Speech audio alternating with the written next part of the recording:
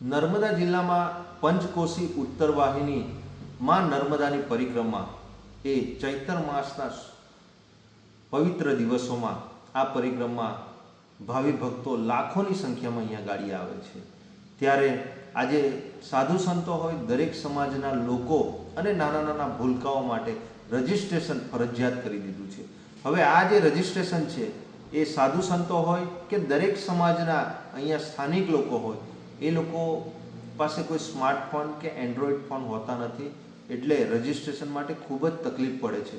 અને જે ભાવિ ભક્તો આ પરિક્રમા કરવા આવે છે એમને વહીવટી તંત્ર દ્વારા એમને ફરીથી રિટર્ન કરી દેવામાં આવે છે। છેલ્લા 2-4 દિવસથી તમે જોતા હશો સોશિયલ મીડિયામાં ઘણો વિરોધ થઈ રહ્યો છે। આ રજિસ્ટ્રેશન પ્રક્રિયા તાત્કાલિક ધોરણે રદ કરવામાં આવે। આજે કોઈ પણ જગ્યાએ આવી નાની મોટી પરિક્રમાઓ કે દરેક વિસ્તારોમાં થાય છે, પણ તેમ છતાં પણ ત્યાં કાયદો વ્યવસ્થા ખૂબ સારી રીતે જળવાય છે। અને આ પરિક્રમા ફક્ત આજે જ ચાલુ થઈ એમ નથી, આ વર્ષોથી ચાલી આવી છે અને ત્યાં કોઈ પણ જાતની મુશ્કેલી પડતી નથી। તો અત્યારે તમારે રજિસ્ટ્રેશન કરવાની શું જરૂર પડી?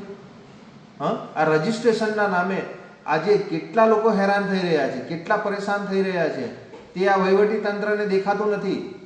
અને સાથે સાથે વહીવટી તંત્ર કહેતા હતા કે 14 થી 15 લાખ લોકો પણ આવી જાય તો અહીંયા ગાડી અમારી પાસે એટલી સુવિધા છે, એટલી વ્યવસ્થાઓ ઊભી કરી છે કે કોઈ પણ યાત્રીઓને કોઈ તકલીફ નહીં પડે। હજુ તો અઠવાડિયે 10 દિવસમાં 1 લાખથી લઈને 1.5 લાખ લોકો આવ્યા છે, તેમાં તો વહીવટી તંત્ર એ હાથ ઊંચા કરી દીધા છે। આજે ત્યાં ગાડી અમે જોયું કે 10 કરોડ રૂપિયા ગુજરાત પવિત્ર યાત્રા બોર્ડમાંથી ફાળવવામાં આવ્યા। એ 10 કરોડ રૂપિયાનો ઉપયોગ ક્યાં થયો? ત્યાં ગાડી સ્થળ પર ફક્ત 4-5 મોટા મોટા ડોમ બનાવી દીધા છે અને મોટા હોર્ડિંગ્સો લગાવી દીધેલા છે। ભારતીય જનતા પાર્ટીના નેતાઓના મોટા મોટા પોસ્ટરો લગાવ્યા છે। નર્મદા પરિક્રમાના પ્રથમ દિવસે જ વાવાઝોડું આવ્યું અને ઘણા હોર્ડિંગ્સો ત્યાં આગળ ફાટી ગયા। ત્યાર પછી તેમણે નવા હોર્ડિંગ્સો લગાવ્યા। પ્રજાના ટેક્સના રૂપિયાનો ઉપયોગ ક્યાં થઈ રહ્યો છે? આવા હોર્ડિંગ્સો લગાવવામાં, તમારી જાહેરાતો કરવામાં। ગયા વર્ષે જે નારું બનાવવામાં આવ્યું, એ નારા જે બ્રિજ બનાવવામાં આવ્યો, એ બ્રિજની અંદર જે ભૂંગળાઓ મૂકવામાં આવ્યા હતા, એ 25-30 લાખ રૂપિયામાં સ્થાનિક લોકોએ ફાળો ઉઘરાવી અને એ બનાવ્યો તો 25-30 લાખ રૂપિયામાં બની ગયું। આજે એ જ બ્રિજ અને એ જ ભૂંગળાનો ઉપયોગ કરી અને 2 કરોડ ને 16 લાખ રૂપિયાનો એ બ્રિજ બનાવવામાં આવ્યો। એમાં તમે એવું તો કયું મટીરિયલ નાખ્યું તો 2 કરોડ ને 16 લાખ રૂપિયાનો ખર્ચ થયો? આ જે પ્રજાના ટેક્સના પૈસા છે, એ પ્રજાના ટેક્સના પૈસાનો આ ખૂબ મોટા પ્રમાણમાં ભ્રષ્ટાચાર થઈ રહ્યો છે। આજે ત્યાં ગાડી નર્મદા પરિક્રમા જે વર્ષોથી લોકો કરે છે, ભાવિ ભક્તો, એ ભક્તો માટે જે સ્થાનિક નાવડીઓ હતી એ લોકો ફક્ત 10-20 રૂપિયા લેતા હતા, તેમ છતાં પણ એમને પ્રોફિટ થતો હતો। આજે આ ટેન્ડર પ્રક્રિયા છેલ્લા 3-4 વર્ષથી આ ભારતીય જનતા પાર્ટીના જે સાંસદો હોય, ધારાસભ્યો અને જે જિલ્લા સંગઠનમાં બેઠેલા નેતાઓ વહીવટી તંત્ર અને પ્રશાસનને સાથે રાખીને આજે એક નાવડીના આજે 50-50 રૂપિયા પર વ્યક્તિ દીઠ ભાડું લે છે। એમાં સાધુ સંતો હોય, નાના બાળકો હોય કે દરેક સમાજના ભાવિ ભક્તો હોય, બધા જ પાસે 50 રૂપિયા ઉઘરાવવામાં આવે છે। એનો અમારો વિરોધ છે।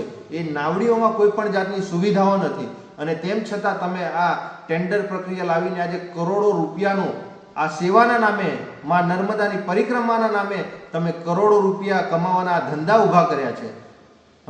એટલે 10 થી 20 રૂપિયા જ રાખવામાં આવે અને સાધુ સંતો જે નાના નાના ભૂલકાઓ છે એમની પાસે કોઈ પણ જાતના પૈસા લેવામાં ના આવે।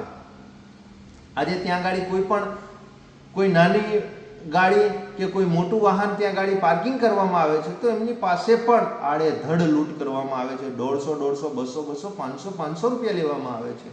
તો અમારે ભારતીય જનતા પાર્ટીના જે આ નેતાઓ ચૂંટાઈને બેઠા છે અને જે આ પરિક્રમાઓના નામે મોટા મોટા હોર્ડિંગ્સ, બેનરો લગાવ્યા છે, શું તમે સેવા કરો છો કે સેવાના નામે આ મોટા મોટા બેનરો લઈને તમારો પ્રચાર કરી રહ્યા છો? અને પ્રચારની સાથે સાથે તમારે જો સેવા જ કરવી હોય તો ત્યાંના જે આ પરિક્રમા વાસીઓ આવે છે એ લોકોને ચા નાસ્તો કરાવો, એમને જમાડો, એમને બીજી કોઈ વ્યવસ્થાઓ ઉપલબ્ધ કરાવો।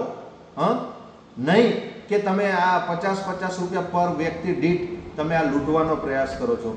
આજે ત્યાં ગાડી જે સંસ્થાઓ, જે સેવાભાવી સંસ્થાઓ છે, અલગ અલગ વિસ્તારોમાં એ નર્મદા નદીના કાંઠે એ લોકો ત્યાં ગાડી સેવા આપી રહી છે અને એ લોકો ખાવા પીવાની બધી જ સુવિધાઓ એ ગાડી ત્યાં ઉપલબ્ધ કરાવે છે. તો આટલા કરોડો રૂપિયા જે આવ્યા તે ગયા ક્યાં?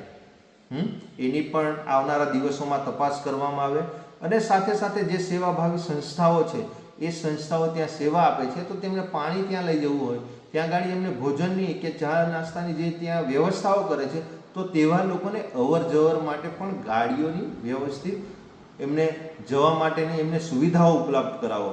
અને સાથે સાથે ખાસ તો અગાઉ પણ અલગ અલગ સંગઠનો, અલગ અલગ આ સંસ્થાઓ દ્વારા આનો વિરોધ કરવામાં આવ્યો છે કે જે રજિસ્ટ્રેશન પ્રક્રિયા છે એ તાત્કાલિક ધોરણે દૂર થાય અને વહીવટીતંત્ર અને જિલ્લા પ્રશાસનને અને સરકારમાં બેઠેલા તમામ નેતાઓને અમારે કહેવું છે કે તમારે સેવા કરવી હોય તો ફક્ત સેવા જ કરો, પણ સેવાના નામે તમે જે આ તાઇફાઓ કરો છો આ તાઇફાઓ બંધ કરો. રજિસ્ટ્રેશન પણ ચાલુ તાત્કાલિક ધોરણે બંધ થવું જોઈએ એવી અમારી તમામ પ્રજાની લાગણી અને માંગણી છે.